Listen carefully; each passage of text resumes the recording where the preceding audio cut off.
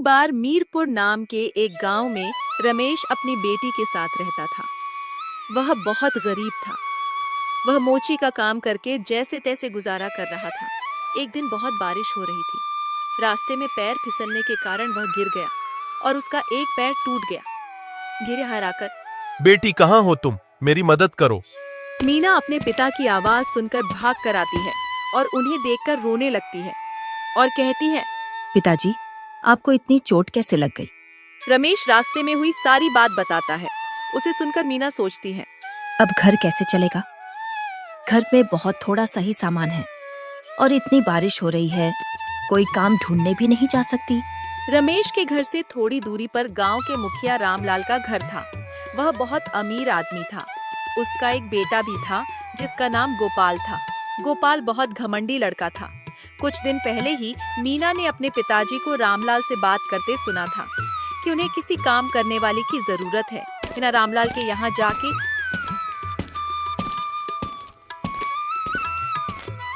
काका, तुम्हारे घर काम वाली की जरूरत थी ना? हाँ थी तो, पर तुम क्यों पूछ रही हो? काका, मुझे यह काम की बहुत जरूरत है। मेरे पिताजी का एक पैर टूट गया है और अब वह काम पर भी नहीं जा सकते हैं। मुझे वह काम वाली का काम दे दो। जितना पैसा आपको ठीक लगे उतना दे देना। रामलाल इस मौके का फायदा उठाना चाहता था और सोचता है, अरे यह तो अच्छा मौका है, कम पैसों में काम वाली मिल गई। अच्छा ठीक है, कल से आ जाना। मीना सुबह उठती है और पहले घर का सारा काम करती और फिर अपने पिताजी को दवा देती। उसके बाद रामलाल के घर जाती और सारा काम करती। काका, सारा काम हो गया, अब मैं घर जाऊं। ठीक है, जाओ, कल जल्दी आ जाना। कल गोपाल के कुछ दोस्त आने वाले हैं तो उनके लिए खाना बना देना। मीना घर जाती है तो देखती है कि घर में कुछ बचा नहीं है पकाने को और सोचती है, क्या बनाऊं और पिताजी को क्या दूं? मुझे भी बहुत भूख लगी है और कुछ खाने को भी नहीं है। तभी उसकी नजर रोटी के डिब्बे पर पड़ती है। उसमें 2 रोटियां होती हैं। मीना पिताजी को वह 2 रोटी और नमक दे देती है और खुद पानी पीकर पेट भर लेती है रोटी देकर। बेटी मीना, तूने कुछ खाया कि नहीं? हाँ पिताजी, मैंने काका के घर पर खा लिया था। ऐसा कहकर मीना भूख से रोती हुई सो गई। सुबह उठकर रोज की तरह घर का काम किया और जल्दी से रामलाल के घर गई और अलग अलग प्रकार के व्यंजन बनाए। तभी गोपाल वहाँ आता है और कहता है, अरे ओ मीना, खाना बन गया क्या? जी, खाना बन गया। इतने में गोपाल के दोस्त आ जाते हैं और गोपाल उनके साथ बहुत मस्ती करता है। और थोड़ी देर बाद सबको भूख लगती है तो गोपाल मीना को आवाज लगाता है, अरे मीना, खाना लगा दे सबके लिए। जी, अभी लगाती हूँ। ऐसा कहकर मीना तुरंत खाना लगाती है। गोपाल और उसके दोस्त खाना खा लेते हैं। उसके बाद गोपाल मीना को आवाज लगाता है, यह सब ले जा, जो बचा है उसे कुत्ते को दे देना। साहब, एक बात कहूँ, आप सबने कितना सारा खाना बर्बाद कर दिया है। हमें जितनी भूख हो उतना ही खाना प्लेट में लेना चाहिए। खाना बहुत कीमती होता है, हमें इसे ऐसे बर्बाद नहीं करना चाहिए। यह सुनकर गोपाल को बहुत गुस्सा आता है और वह बोलता है, यह सब मेरा है।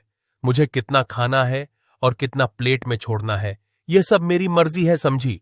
तुझे तो मैं बताता हूँ, पिताजी को आने दे। काका, क्या यह बचा हुआ खाना मैं ले लूं? वैसे भी कल इसे कूड़े में ही फेंकना है। ठीक है। अगली सुबह मीना आती है और काम करके बचा हुआ खाना लेकर जा रही होती है।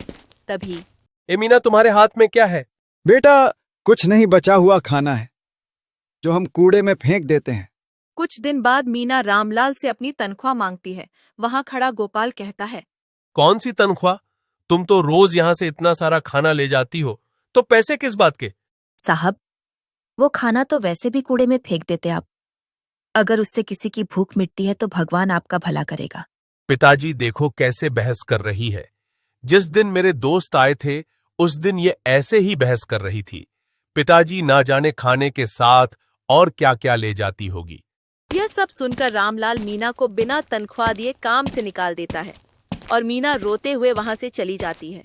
बड़ी आई थी मुझे समझाने, अब पता चलेगा जब भूखे सोना पड़ेगा। मीना सड़क के किनारे बैठकर रोने लगती है। तभी उसकी अध्यापिका वहाँ से गुजर रही होती है। उसे ऐसी हालत में देखकर अध्यापिका मीना से, बेटी मीना, यह तुमने क्या हाल बना रखा है? और तुम स्कूल क्यों नहीं आ रही हो? मीना रोते हुए सारी बात अध्यापिका को बताती है।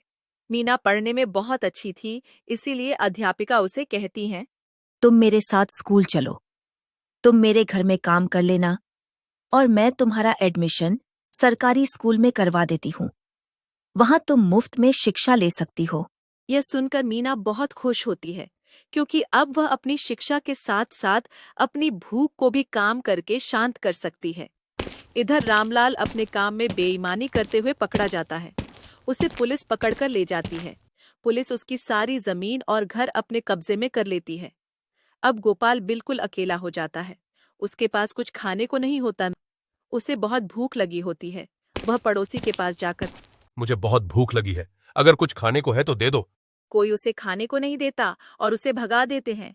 वहीं से गुजर रही मीना यह सब देखती है और गोपाल को अपने साथ ले जाती है और उसके घर जो रूखा सूखा होता है वह गोपाल को खाने को देती है। भूखा गोपाल जल्दी जल्दी सब खा लेता है। मैंने तुम्हारे साथ इतना गलत किया, फिर भी तुम मुझे अपने साथ अपने घर लाई और खाना भी खिलाया। मुझे माफ कर दो मीना। मैंने तुम्हें माफ किया। मैंने तुम्हें खाना इसलिए खिलाया क्योंकि मैं जानती हूं कि भूख क्या होती है। अमीर हो या गरीब, सबकी भूख एक जैसी ही होती है। यह सुनकर गोपाल दोबारा माफी मांगता है और उस दिन के बाद से गोपाल मीना को अपनी बहन बना लेता है और वह खुशी खुशी रहने लगते।